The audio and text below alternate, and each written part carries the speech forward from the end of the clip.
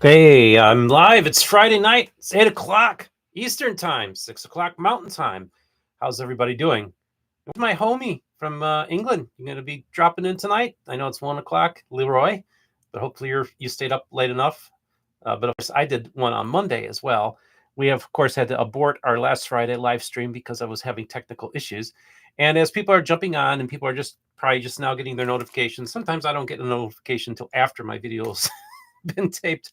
Okay, looks like we might have lost you for a second there. So, yeah, sometimes it just a little thing happens on the screen where it seems to me like the we might have lost the stream for a second there. So I'll try to monitor to that so that we don't miss anything that I said. So we'll wait for a few people to have more people to hop on. I just want to remind you, first of all, if those of you are listening, can you make sure that you can hear me? I'm sure you can, but I always appreciate it when people can.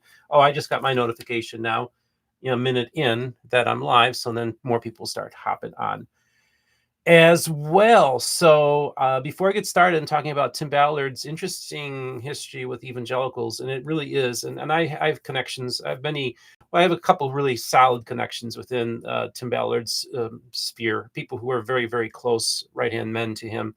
And one of them actually, and actually talked to both of them today, but the one that I'm going to be interviewing next week is really an interesting person who actually helped fund or help found the Operation Underground Railroad organization. And he gave me some really interesting inside information about Tim Ballard and the doings and going ons of that group. And of course, recently Tim Ballard has been making a comeback attempt, and I'm going to address that. But before we get started talking about Tim Ballard, I figure people are still jumping on, and let's see here. I don't know, 4003. Hello, Steve. Hope you laughed at my super chat joke from last week. I'm pretty sure I did, but a week ago, man, that seems like it was a month ago in my world. Like literally, like a week ago seems like it was 2 months ago. I mean, every day is just crazy. So I'm sure I left at the time, but I can't say that I remember it. It was probably a good joke too. If you want to repeat it, you're more than welcome to. So thanks, IDK 403. I did want to update everybody that we did have a hurricane come through here yesterday, but where it was a category 3 as it was passing us, and it became a category 4. But for us, it was actually just tropical storm like weather.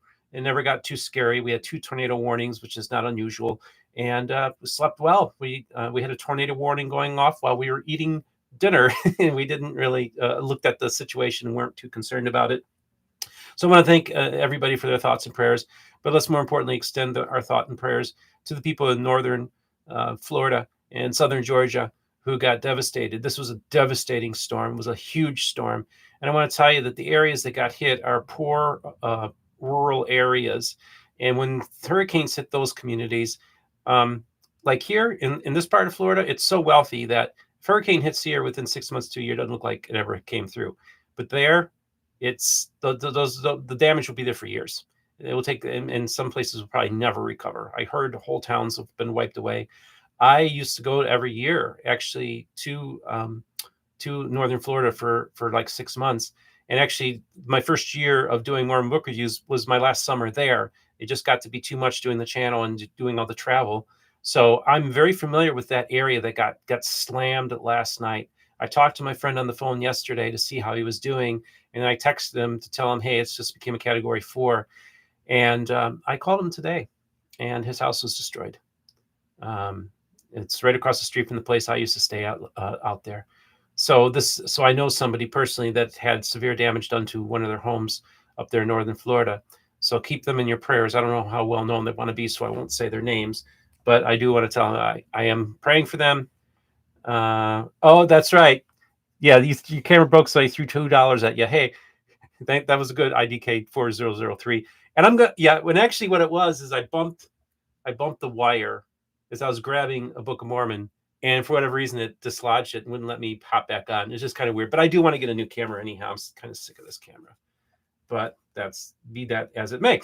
I just wanted to update real quick. My friend Dr. Kyle Bashirs is an evangelical pastor. He went to the Southern Baptist Seminary to get his MDiv, I believe. Or I believe that's what he got, but I could be wrong, so I don't want to be misquoted there. But Dr. Kyle Bashirs is also a very well-regarded Mormon scholar, and his specialty is the Strangite, the Church of Jesus Christ of Latter-day Saints, capital D, no hyphen. And he was just recently named to the board of directors of the John Whitmer Historical Association. Now, I would like to say the first evangelical ever serving on the board, but I want to say that other evangelicals have in the past. I even thought about calling him to ask him if that was the case, but I didn't have a chance. But Dr. Kyle Beshears, congratulations for being named onto the board of directors of the John Whitmer Historical Association, a fine organization. I'm both a member of the Mormon History Association as well as John Whitmer, and I find them to be great groups. I wasn't able to go to either one of their conferences this year. I did give a presentation at the Mormon History Association in June via Zoom, and I gave a presentation last year at Whitmer in Texas. In last year, I gave a presentation at their conference in Texas last September. I can't believe it's been over a year now. My goodness, how time flies.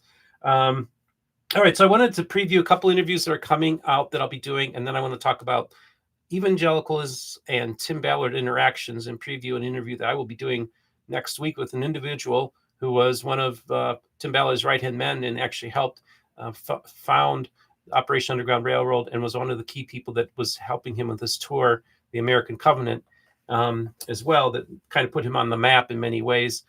Tomorrow, I'm going to be having a conversation with Stephen Murphy of Mormonism with the Murph. We're going to have a conversation about the Book of Mormon. We're going to kind of have a conversation about steel manning, like the best arguments in favor of the Book of Mormon, but also the naturalistic arguments that you could make as well. And so kind of be give and take. It won't really be a debate. It'll be just us kind of switching roles, like devil's advocate and steel manning at the same time. So I think that's going to be a great conversation. We'll be taping that tomorrow. I'm not sure when he'll be releasing that on his program, but it should be interesting.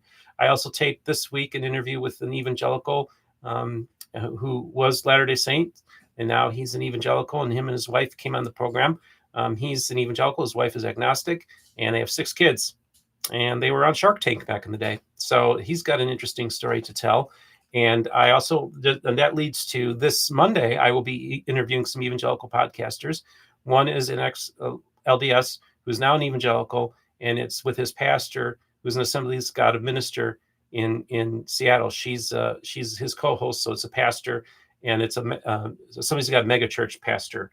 So they have a podcast, and we're going to have them come on. So yeah, we talk to everybody here at Mormon Book Reviews. We're not afraid to talk to evangelicals. I am one myself, even though there's a handful, a small remnant. I guess they'll probably consider themselves a remnant, so I probably shouldn't use that term.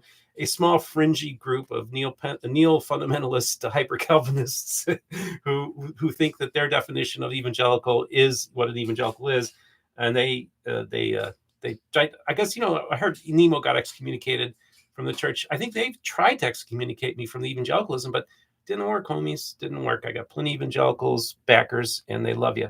Zach love me, and I love them. Zach says hello. Hello, Zach. All right. So then on Tuesday, I'm going to be interviewing the editor of the annotated edition of the Revelations of Joseph Smith.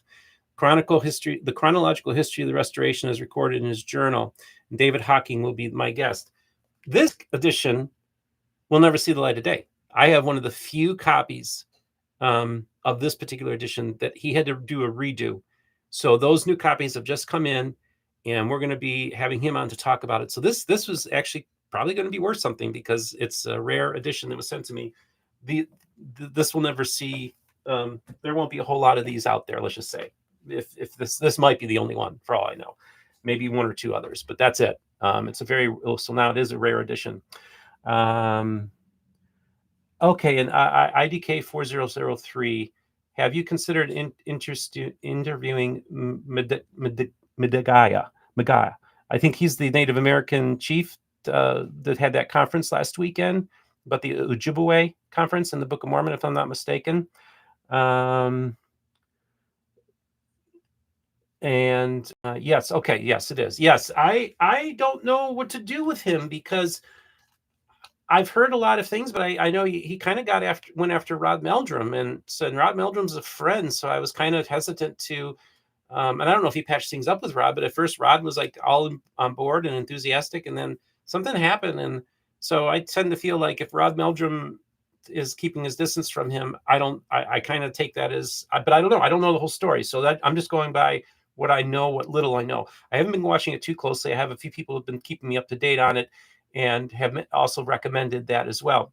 And then this person says, is that the DNC annotated that the fundamentalist was doing? No, this is actually Not a fundamentalist. David is a member of the Church of Jesus Christ of Latter-day Saints. So that's that. Okay.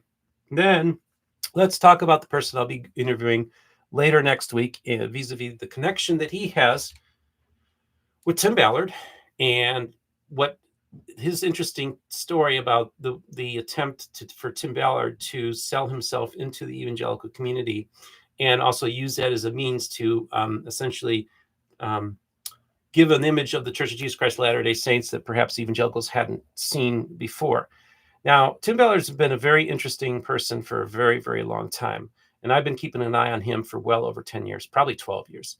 I first saw him on one of Rob Meldrum's conferences, but also there was a program called the Nephite Explorer that had him on. And he was talking about his American Covenant books and the Lincoln Hypothesis and all this kind of stuff. So I always kept a really close eye on Tim Ballard. Part of the reason I kept a very close eye on him was because he's a very familiar person to me. So I live in a very evangelical world. I live literally in a Christian community. And I also know that there's a lot of people that inhabit my space that are charlatans and grifters and con men. And I have to tell you that my first impressions of Tim Ballard was that. And the first time I saw it, I was like, oh, I've seen this guy before. We have plenty of those over here in the evangelical world. I'm just telling you, that was my impressions at the time. Okay. Now, I would later befriend people who worked for Tim Ballard, and they defended him. So I was willing to give him the benefit of the doubt. But then when everything came out last fall, there was game over in my mind for Tim. So Tim's trying to do a rehabilitation tour now. And he's actually, one of the places he went to get his rehabilitated or filled with the Spirit, I don't know, it was a kind of weird short that I saw last week, was that he was at Todd Young's church, who is a charlatan. Todd Young is not a serious actor in the evangelical world. He uses tactics that go all the way back to AAL in the 1960s, aka the leg and lengthening trick. Which is just a practice that W.V. Grant and others have done. He's using all the same tactics that were devised by A.A. Allen in the 1960s, who was a carny, who was a con man, and died an alcoholic. And so to see Tim associate himself with an obvious charlatan like Todd White, tells me a lot of what he's doing. And a couple months ago, he went to a Catholic conference and told them that he's thinking of becoming a Catholic. He's looking around for an audience. And in many ways, the Catholic traditional community and the evangelical community dwarf the Latter-day Saint world. So there's more wealth and more prestige. And I have to tell you that, John, I was following the whole situation last year. And I was like, Tim Ballard is an evangelical folk hero. And most people who went and saw the movie last year, I knew a lot of friends that went and saw that movie. And I was like, he is a Latter-day Saint. And they look at me like, no, that's not possible. He's a Christian. They can't even and it's the same people who, when I would say, oh, Glenn Beck, he's Latter-day Saint, they're like, no, that's not possible. Like, there's this cognitive dissonance that evangelicals have, is if they see somebody doing good things, they just assume, and they're doing it in Jesus' name or whatever, they have a ministry, they're assuming that they're one of them. And they get this deer in the headlights look, and many times won't believe me when I tell them that Glenn Beck and Tim Ballard are Latter-day Saints, because in their mind, the Mormons are of the devil, and they see all this good, that they perceived good that they see in what they do, and they can't. It doesn't compute for them. So, yeah, a lot of people went and saw that movie. I didn't cover that story. I did not book Tim Ballard. I could have booked Tim Ballard on my program at the time that the movie was coming out, because he was going around doing the circuit. And I chose not to. Why? Because I had a check in my spirit about it. And I had discernment, and it told me not to do it. And so I didn't have him on. So I have all these people that claim they have this ability to discern somebody like Tim, and he went on all their programs. And so I want to tell you that this evangelical Spirit told him, don't book Tim Ballard. And so I didn't, and I'm glad I didn't. Yes. Okay. Andrew SD says, I thought he was going to become a Catholic. Yeah, that was 2 months ago. But see, you have to understand, people like Tim, they're chameleons, and they're going to fit into whatever group that they can go in and say the special words and phrases to get let into the group or made to think that, oh, he's one of us. He's very good at that. That's what con men are able to do. Now, I know Tim was excommunicated from the Church of Jesus Christ of Latter-day Saints last year. Okay, this is not in dispute. Tim is now going on Latter-day Saint programs, defending himself and going after some people that I know, and is saying things that isn't true. So I'm a little concerned about people maybe falling back into. I just want to let people are always worried about wolves in sheep's clothing. I just want to warn you. I want to warn the evangelicals, and I want to warn the Catholics, and I want to warn the Latter-day Saints. To be very careful around Tim Ballard. Please use discernment on this. There's a lot of red flags there. Now, of course, as a Christian, I believe in redemption and forgiveness and second, third, fourth, fifth, 70 times 7, Jesus said to forgive people. So I believe in restitution and repentance and all these things. And all those things are available to Tim. And so, of course, I'm not one to go after and try to condemn people. But I just want to warn evangelicals. I want to warn traditional Catholics and others that are entertaining the idea that Tim Ballard is one of their own. Please dissuade yourself of that from that notion. And even if he does join up with you, I have serious concerns about what he will do.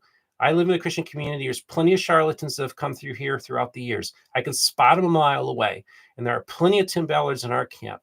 That's why when evangelicals go after me, because I don't attack the Church of Jesus Christ of Latter-day Saints for the restoration, is because my whole thing is that, man, let's clean up our side first. You know, it's a mess over here. And so I'm harder on the evangelicals than I am on the restoration. But I think that's right to do. I think it's really like Kyle Bashir says, you know, Jesus turned over the tables in Jerusalem, in the temple in Jerusalem. He did not turn over the tables in the temple in Samaria. That's the key thing. So I think it's within my rights as an evangelical to call out what I consider to be concerns. And just so you know, like when I did somebody attacked me with a hit piece a couple of weeks ago, which I was very disappointed in because it wasn't really well done. This evangelical ministry went after me. At the same time, I'm sent this tape of this ex-Mormon who's now speaking on the evangelical circuit, and he told one story to ex-Mormon audience, and then he's telling a completely opposite story to an evangelical audience. Now, what I did, okay, so I'm like, hey, I'm concerned here, potential con man, charlatan in our ranks here. So what did I do? Did I go and make it public? No. Did I did I release it without giving him any heads up? Nope. What I did was I sent the clip to the pastor of the church that he spoke at and said, listen, I think you need to talk with him. So 2 pastors, so we had 2 witnesses, 2 brothers, went and confronted him about this video. Now, he gave them an answer, and then a few days later, I reached out to him, sent him the clip, and said, hey, you know, let's talk. This person got extraordinarily belligerent towards me. So now I've got red flags about this guy. I think that he might be a potential wolf in sheep's clothing in our community as well. But again, I believe in second chances, for forgiveness, restitution, all this kind of stuff. But this person is going around telling a story that I would say that if I played the clip, most people would say this guy is full of it. And I offered to go on a Zoom call with him and say, let's have the pastor of that church in the Zoom call, the 2 of us having this conversation. He refused. And I always tell people, if you refuse to go on a Zoom call with me, I always have concerns. That's from me, okay? Very concerning when people don't want to talk to me. So I spent 3 years trying to reach out to a Mormon apologist, and I even did a good faith effort. He asked me to pull off a video. Still haven't heard from him. I got this other guy who did the hit piece on me, doesn't give me the heads up ahead of time, and doesn't, you know, like 2 brothers coming to me and you know, if you have ought against your brother, didn't do any of that. He just flat out released the video. So I would say, who was more biblical in their approach? I'll just lay it out there for you. Okay. IDK 4003, you're very active in the chat. By the way, speaking of chats, for those of you who would like to make a donation like he did last week, $1.99, today would be a great time to make the donation. We do appreciate it when people support us, and this is also an opportunity to get acknowledged in the super chat. Also, if you want to donate to us on Venmo, PayPal, and Patreon, we also have those resources as well. Okay, if it's who I think, that guy just posted a video lamenting the fact that he platformed Adams Road. It was pathetic. The hit piece guy, well, I don't watch you live very often. Okay. Yeah, I'm not sure. I'm not sure if we're talking about the same person, but yeah, there is actually an Adams Road connection there too. I have to say that. So I, and by the way, what are your people's thoughts on the whole Adams Road thing? It's kind of interesting how it's been kind of an under the radar story. I think the evangelicals are being very protective. I'm kind of surprised that people at Ward Radio or other places like Mormon Stories haven't done anything about it. I don't know if they're working on something, but it's kind of an interesting story. And I just feel just keep the Wilders in your prayers, okay? I'm not jumping on them.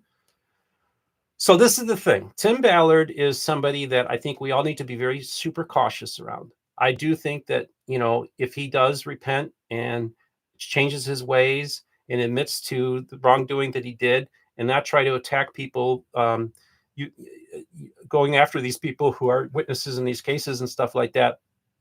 Tim, I mean, the evidence against you is very damning. And even one of your right-hand men, who's a good friend of mine, up until last fall, who was your very last person that was defending you, who was not part of ORU anymore, but he'd served with you for almost 4 years.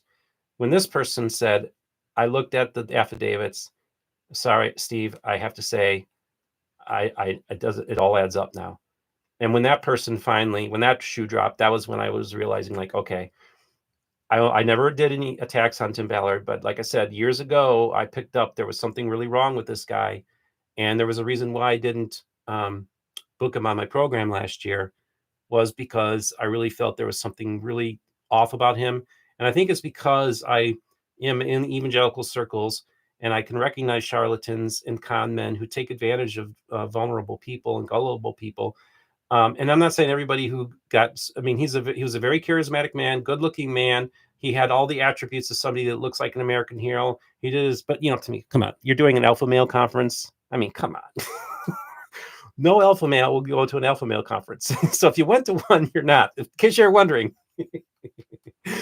that's the key thing.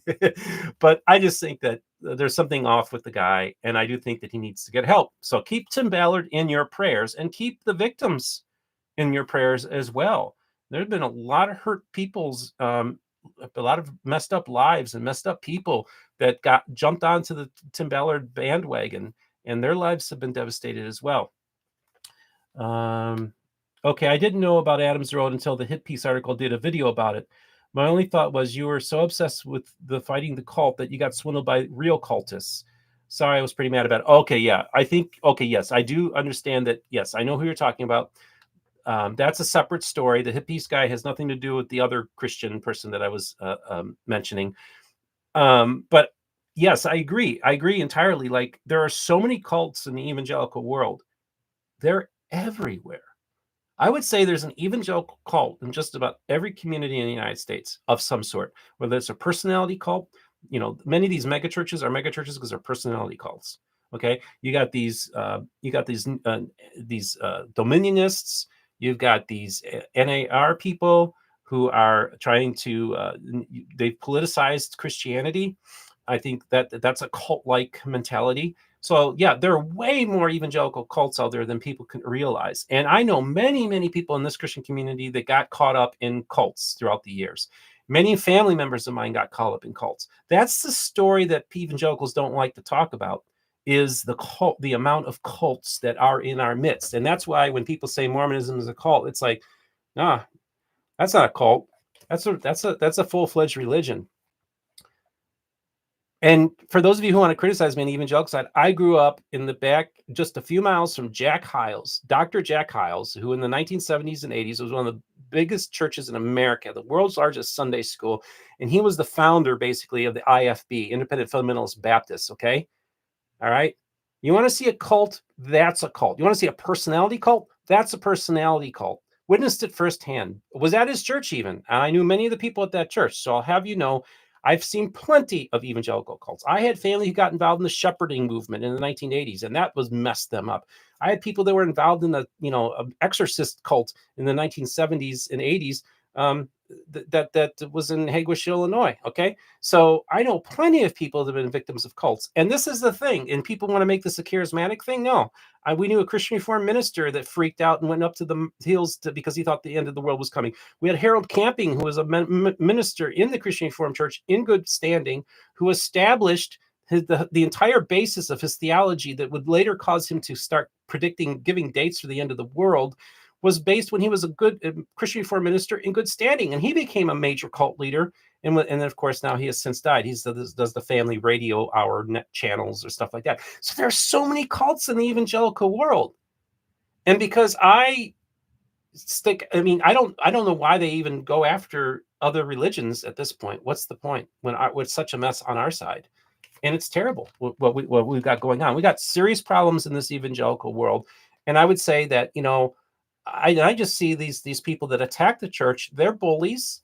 The people that stand out in front of General Conference and Temple, that they're all bullies, man. It's just really bothering me. So either way, IDK 4003 is the only person that's been commenting. Oh, a few other people did. I did get a thing from Mary Curry says, I certainly won't give that man the time of day, so I won't be watching this one. So Mary, sorry you couldn't join us in this episode. But yeah, here's an opportunity. I'm going to stick around for a little bit here. So if any questions or comments, please hop in the chat and talk with me directly live if you want, in the chat.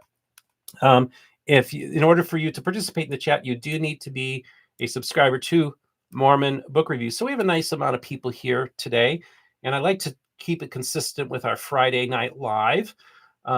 This Monday we actually did a special episode of Live Edition, and then Tuesday we did our edition of the Book of Mormon, the Modern English translation. Then yesterday I released my episode with Cheryl Bruno and Michelle Brady Stone, who announced the formation of a new journal called the Journal of Mormon Polygamy, and they'll be doing a conference in March. So like I said, we're talking to everybody and having great conversations. So yeah, IDK 4003, thank you for your comments. And yeah, I do think that it does bother me when I see evangelicals attacking the Church of Jesus Christ of Latter-day Saints and accusing them of being a cult. And I'm like, we have way more cults on our side. I'm sorry. Now, are there cults within the Restoration? Absolutely. Are there cults within the Church of Jesus Christ of Latter-day Saints? Certainly. And I know who they are. And many of them are their own little subsects that people aren't aware of, but they're still members in good standing in the Church of Jesus Christ of Latter-day Saints. Andrew SD says, it was great seeing Michelle Stone on your Stone. I don't agree with her conclusions, but I think her new project with Cheryl will be interesting. I agree. I think that will be an interesting project, to say the least. So let's keep an eye on that whole endeavor. And maybe they got their conference coming up in March. You never know. Maybe I'll be able to get out to that. So, folks, I just wanted to say I'm thankful and grateful for all the thoughts and prayers that was extended to my mother and I during this storm that passed. It looks like there might be another couple hurricanes forming. So it's all of a sudden was a real quiet season. Now it's gotten really active. So do keep us in your prayers. Also keep the people in northern Florida and southern Georgia in your prayers as well, because they've got devastated. And this is probably going to make the homeowners insurance just skyrocket again here in Florida. It's becoming more and more difficult as people are moving here, but it's getting more and more difficult for people to pay their insurance. Well, of course we're a cult. What else would you call a group of people who worship a homeless Jewish God? Yeah, and actually, arguably, the first Christians were a Jewish cult. So yeah, I just think honestly, cult is just not even a good term to use anymore. So okay, well, I want to thank everybody. It's about 30 minutes in, and I always do appreciate these opportunities to communicate with people. Did a lot of stuff today. This week, we released two live videos, two interviews, and 2 shorts. So we're back to almost losing my hearing in my right ear and replacing with screaming. We're almost back to those levels of production. Zach says, thank you, Steve. Thank you, Zach. Thank you all. Really appreciate everybody. And I hope you have yourself a great weekend. I guess that's about it. So yeah, just beware of Tim Ballard, evangelicals and Catholics. I just want to put the word out there. A lot of Latter-day Saints were taken advantage of. And I don't want to see the same thing happening to my people and also the people of the Roman Catholic Church. All right, everybody, have yourself a great weekend. Be well and keep an eye out. Make sure you're subscribed and have your notifications turned on, because we got a bunch of interviews coming down, especially with that insider of Tim Ballard's. Who knows? It could be released as early as next week's. Andrew says, thanks, Steve. Thank you, Andrew. Everybody, have yourself a great weekend. I appreciate all of you.